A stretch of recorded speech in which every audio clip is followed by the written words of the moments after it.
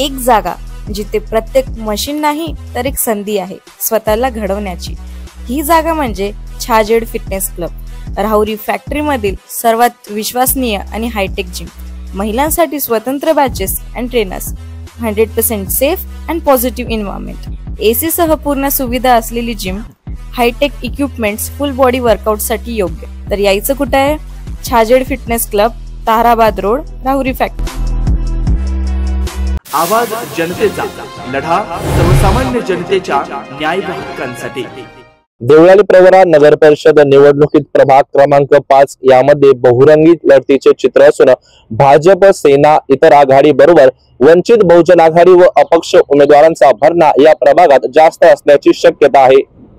शेट्टीवाडी, कारखाना रोड, भालेकर वस्ती, खटकळी परिसर, बिरोबावाडी परिसर, शेतकी फार्म परिसराचा या प्रभागात समावेश असून एकूण 1963 मतदार संख्या या प्रभागात आहे।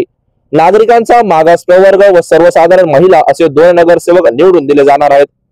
भाजपाकडून भारत शेटे यांचे नाव आघाडीवर आहेत, तर शिवसेना शिंदे गटाचे सुनील कराळे या ठिकाणी उमेदवारी करणार आहेत। तसेच शिवसेनेकडून प्रगतशील शेतकरी विशाल मोसमाडे यांचे नाव देखील या ठिकाणी चर्चेत आहेत। वंचित बहुजन आघाडीचे जिल्हाध्यक्ष संतोष चोळके हे नगराध्यक्ष पदाला उभे न राहिल्यास वार्डातून उमेदवारी करू शकतात। याशिवाय Krishna Musmade, Ganesh Tambe, Karbhari Hole, government contractor Manoj Shinde, advocate Vishal Hole, Mahesh More, Arfan शेखसर, डॉक्टर फिरोज शेख, रोहन तांबे आदी उमेदवार इच्छुक आहेत। याशिवाय महिलांमध्ये उर्मिला शेटे, अंजली कदम तसेच गणेश तांबे यांच्या मातोश्री तसेच शिवसेनेचे सुनील कराळे यांच्या धर्मपत्नी स्वाती सुनील कराळे या देखील निवडणूक लढविण्यास उत्सुक आहेत।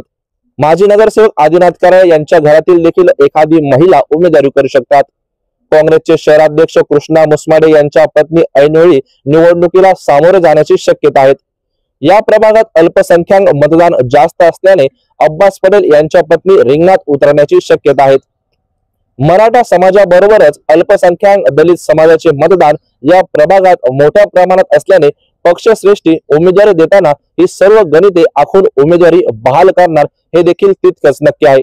YouTube चॅनलला सबस्क्राइब करा, शेअर करा आणि लाईक नक्की करा।